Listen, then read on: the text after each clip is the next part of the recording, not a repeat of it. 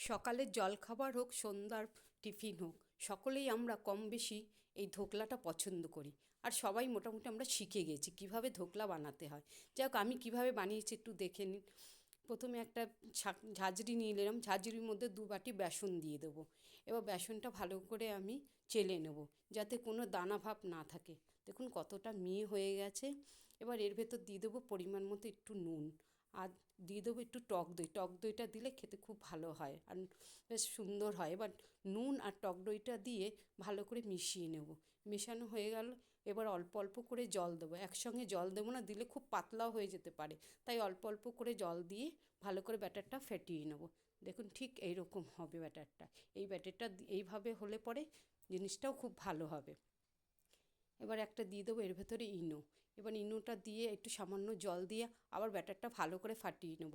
ফেটিয়ে নেওয়ার পর 10 মিনিট রেখে দেবো। এবার একটা পাত্র নিয়ে নেবো, তার ভিতরে তেল দিয়ে এবার ব্যাটারটা পুরো ঢেলে দেবো। এইদিকে দেখুন কড়াইতে জল বসিয়েছি, জলটা ফুটে গেছে। এবার দিয়ে দেবো ব্যাটারের বাটিটা, দিয়ে ঢাকা চাপা দিয়ে হতে দেবো। দেখুন হয়ে গেছে, আমার 40 মিনিটের মতো লেগেছে। কাঠিটা দিয়ে মেপে দেখুন, দেখলাম একদম কাঠির গায়ে লেগে নেই, আর চারিদিকটা বেশ ধোকলাটা ছেড়েও গেছে। এবার নামিয়ে ঠান্ডা করে নেব।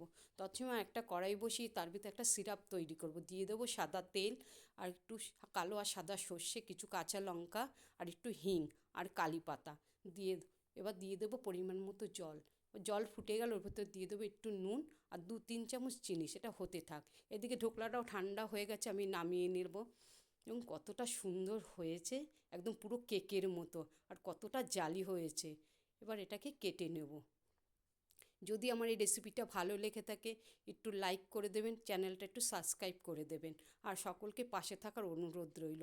এদিকে সিরাপটা ঠান্ডা করতে দিলাম। দেখুন কেটে নিয়েছি, ধোকলাটা কতটা নরম হয়েছে, আর ভেতরটা দেখুন পুরো জালি, একদম নরম তুলতুলে হয়ে গেছে। দেখেছেন এই কতটা নরম হয়েছে বলুন তো? খেতে কিন্তু দারুণ হয়েছিল। যাই হোক, এবার সিরাপটা ঠান্ডা হয়ে গেছে, এবার এর উপর দিয়ে দিয়ে দেবো। ব্যাস, এবার সকলকে টমেটো সসের সঙ্গে পরিবেশনও করতে পারেন বা শুধুও খেতে পারেন। আবারও বলছি, ভালো লাগলে একটু লাইক করবেন, একটু শেয়ার করে দেবেন, আর চ্যানেলটা একটু সাবস্ক্রাইব করে দেবেন। দেখার জন্য ধন্যবাদ রইল।